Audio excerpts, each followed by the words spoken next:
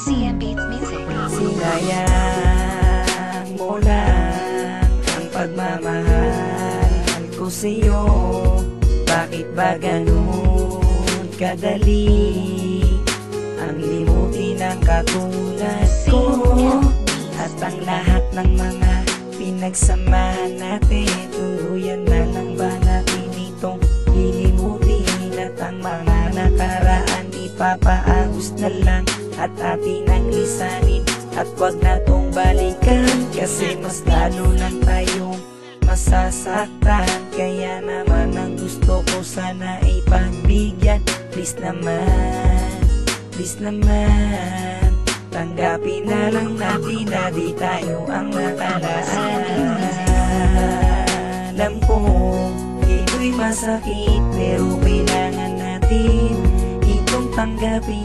Kahit labag sa atin na tayong dalawa'y pinaglayo, subukan ulit tumayo. Mula sa mga bagay na sa atin dalawa'y nag-uugnayan, natin talikuran kung ano nangyari at wag na pang balikan pa. Gusto ko nang kalimutan ang mga nangyari. Ito lang ang paraan, kaya aking nasabi na ayoko na, kahit gusto ko pang ibalik ang mga masasayang pinagsamahan na tayo mga ibagkasama. Dahil di ko natanggap ang makulong ulit sa pagkakatanga.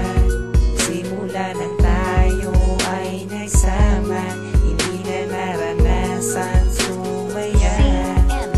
At tanggap ko na sa kalooban na dapat ko na tong kalimutan. Sawa na ako sa iyong kalokohan, ayaw ko na muli pang masaktan.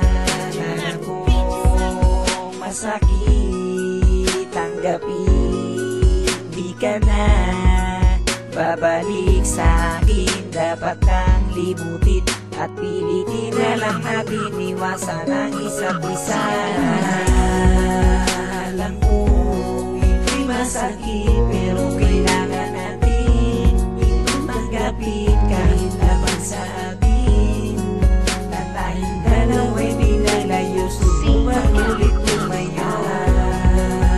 Alam ko ito'y masakit, pero kailangan natin itong tanggapin. Kahit labang sa atin na tayong dalawa'y pinalayo, subukan ulit tumayo.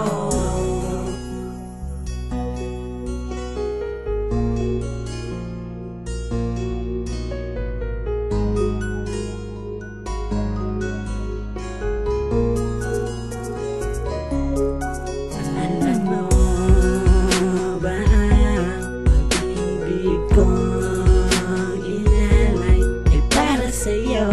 Ito ay totoo, pero sinayang mo.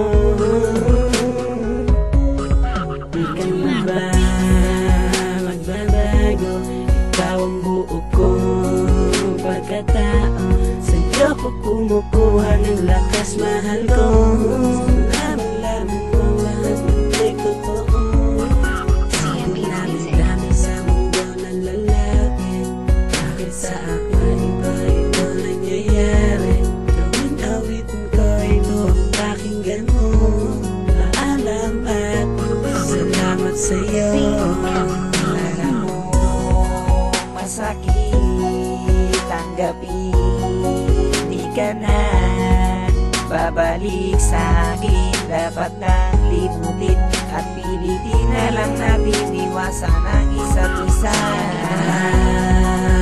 Alam ko ito'y masakit, pero kailangan natin itong tanggapin. Kahit labang sa atin na tayong dalawa'y pinalayo, subukan ulit tumayo.